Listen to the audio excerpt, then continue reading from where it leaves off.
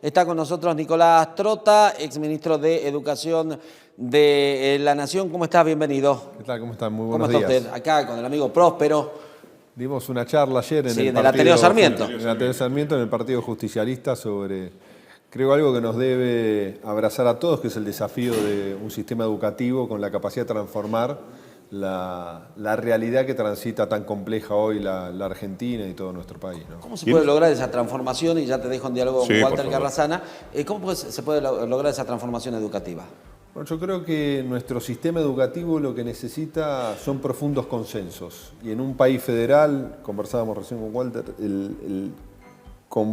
la complejidad que tiene el hecho que convive el Estado Nacional con las 24 jurisdicciones educativas, ¿no? Y que muchas veces hay avances y retrocesos en la agenda nacional, pero también en cada una de las provincias. Y a eso le sumamos la complejidad de estar en una Argentina profundamente desigual. Ayer se presentaron los nuevos indicadores de pobreza que frente a la aceleración inflacionaria marcan un proceso, ¿no?, que nos debe preocupar a todos, relacionado a que el 60% de nuestros niños, niñas y adolescentes están en una situación de pobreza y vulnerabilidad social. Ahí le tenemos que dar consensos, una hoja de ruta al sistema educativo que logremos sostenerla a lo largo del tiempo y siempre inversión prioritaria a nuestra escuela. O sea que la incidencia de la medición de ayer es también un baluarte, ¿no?, dentro de esto, porque si hablamos de este semestre que se midió hasta junio de este año, y el indicador lleva en este caso puntual a que muchos niños dentro de este marco de pobreza y de indigencia que se viven no están teniendo inclusive acceso a la educación, ¿o sí? ¿Cómo se está trabajando en torno a eso? Porque seguramente hay números indicadores que estiman eso, ¿no? Bueno, el principal condicionante, creo yo, es la desigualdad que transita la Argentina, ¿no? Sí. Y muchas veces la escuela, cuando analizamos los resultados de las distintas evaluaciones estandarizadas o evaluaciones nacionales, vemos que el componente de la desigualdad es lo que termina condicionando esos aprendizajes. Sí. Y eso demanda un abordaje poniendo el foco en esa realidad que transitan nuestras infancias. Porque, por supuesto, yendo a lo obvio, no aprende de la misma manera un niño y una niña del sector medio que aquel niño o niña que está en una situación de pobreza o vulnerabilidad, y se ve afectado no solo el derecho a la educación o una educación de calidad, sino también múltiples derechos, ¿no? Y eso demanda que la escuela tenga una capacidad de respuesta diferente, no solo en cuanto a lo que ocurre dentro del aula, que es fundamental, cómo enseñamos, cómo se aprende, cómo abordamos esas trayectorias dañadas, impactadas por la desigualdad, sino también todas las actividades extraescolares que debe llevar adelante la escuela y que demanda una responsabilidad mayor del Estado para acompañar esas trayectorias educativas. El docente hace también de asistente social en este sentido, ¿no? En ir a cada uno de los hogares donde también está ese niño que no puede acudir por razones o por motivos. Se hace el seguimiento de ese profundo. Se hace el seguimiento, y yo creo, la verdad, que uno de los grandes aspectos que deberíamos lograr avanzar es descomprimir las responsabilidades que le damos a la escuela, claro, y que tienen nuestros directivos y docentes. La función del directivo y del docente es generar las mejores condiciones para enseñar y para que aprendan nuestros chicos. Correcto. Todas las responsabilidades adicionales no es que se tiene que retraer la escuela, pero no la pongamos sobre los hombros de nuestros directivos y docentes. Pongámoslo sobre la responsabilidad de otras áreas del Estado. Cuestión que a nuestros directivos no le tenemos que preguntar cómo están los módulos de alimentos, claro, sino lo que tenemos que decir, ahí se tiene que involucrar el área de desarrollo social, como también lo tiene que hacer el área sanitaria, vinculado al seguimiento, por ejemplo, del talle de nuestros niños y niñas, que obviamente es el reflejo de la desigualdad. Pero entonces creo que ahí necesitamos un Estado mucho más inteligente, que por supuesto implique inversión y que implique la capacidad de darle seguimiento en términos educativos y sanitarios a cada uno de los chicos y chicas para saber si el niño... ¿Qué tipo de inversión? Cuando habla de inversión, ¿cómo sería eso? ¿Qué se aplicaría en estos casos? Bueno, nosotros tenemos una ley de financiamiento educativo que no se está logrando cumplir, más allá del aumento progresivo que hemos tenido a pesar de la pandemia y de la crisis económica en los últimos años, y creo que ahí es fundamental que logremos, ¿no?, cumplir lo que marca la ley, que es un piso del 6% de inversión sobre nuestro Producto Bruto Interno en el sistema educativo. La única vez que logramos ese objetivo fue en el 2015. Y cuando nosotros invertimos prioritariamente en la escuela es condición indispensable, pero no suficiente, porque podemos invertir mucho y no invertirlo de manera correcta. Entonces tenemos que ser eficientes en la inversión, en cómo ejecutamos ese dinero, pero al mismo tiempo en las prioridades que establecemos. Ahora, inversión, ¿qué implica? Si la sostenemos a lo largo del tiempo, implica más escuelas, Sí. pero también mejores escuelas.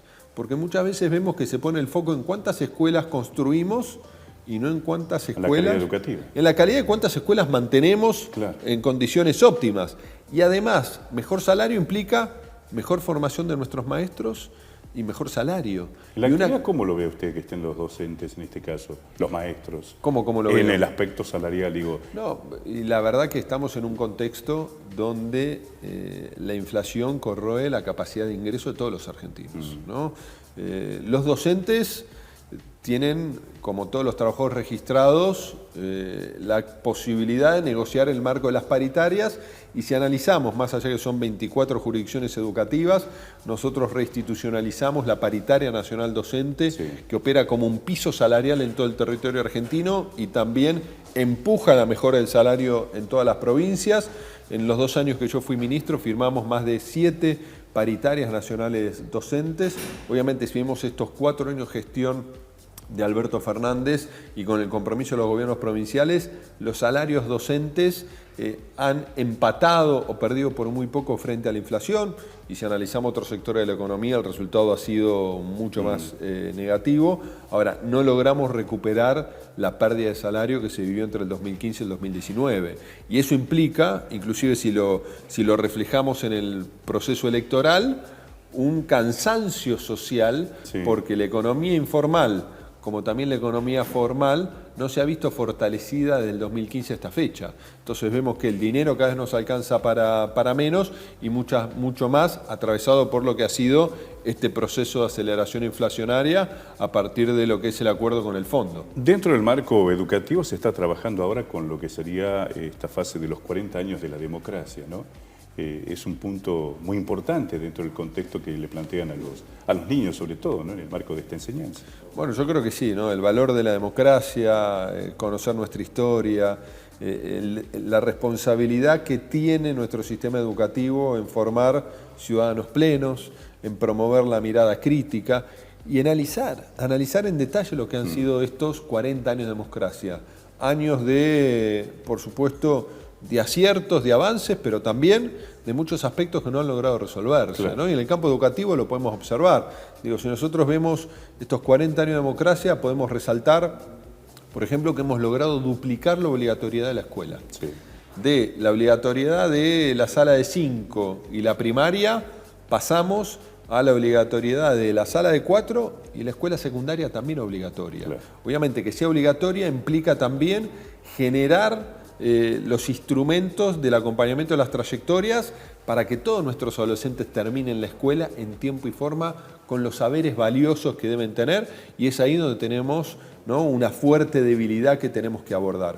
Ahora, también vivimos un momento de ampliación de la cobertura como no se vivió nunca antes en la historia de la Argentina, en todos los niveles educativos. Casi estamos cumpliendo el desafío de universalizar la sala de 4, más del Sí. 90% de nuestros niños están en una sala de 4, y hoy tenemos, por ejemplo, más de 2 millones de estudiantes en nuestro sistema de educación superior. Claro. Eso es muy importante. Ahora queda mucho por avanzar, ¿no?, en fortalecer cada uno de los niveles de la educación obligatoria, como también de nuestro sistema universitario. Pero no siempre tenemos que ver el vaso Medio lleno, claro. medio vacío, ¿no? Medio vacío. Tenemos que ver algunos aspectos, por supuesto, Sí. siempre con la disconformidad que nos permita traccionar hacia un futuro mejor en una Argentina que tenemos un saldo Bien. en muchos aspectos que no nos debe conformar.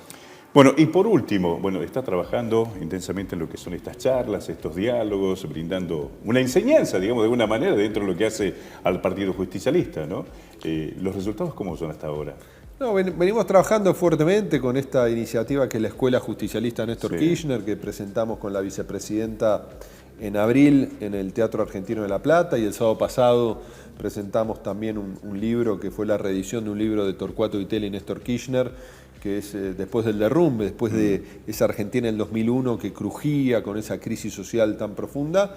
Y creo que es fundamental de cara al justicialismo, pero a todas las fuerzas políticas, cómo logramos marcos que nos permita debatir en profundidad los desafíos que tiene la Argentina y cómo logramos desplegar a partir del diálogo, de los consensos, una agenda que permita el desarrollo pleno de nuestro país. Un país con enormes potencialidades, pero también un país que no ha logrado resolver ciertos aspectos que nuestro vecindario, ¿no? Chile, Bolivia, Paraguay, Uruguay y Brasil han logrado resolver.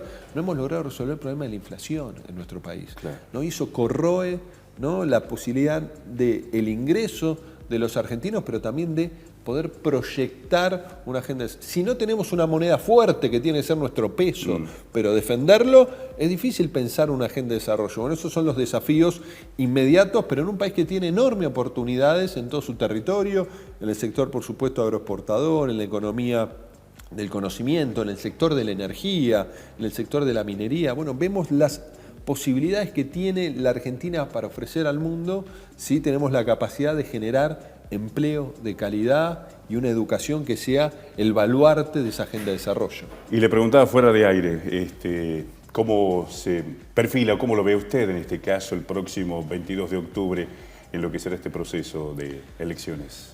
Yo creo que todo el justicialismo y la dirigencia política tiene que reflexionar de por qué la sociedad está enojada, y está enojada en un sector de la sociedad con razón. Digo, si el 30% de la sociedad ha votado a un candidato que dice que hay que destruir el Estado, que tiene un discurso de odio y descalificación, es porque algo mal hemos hecho.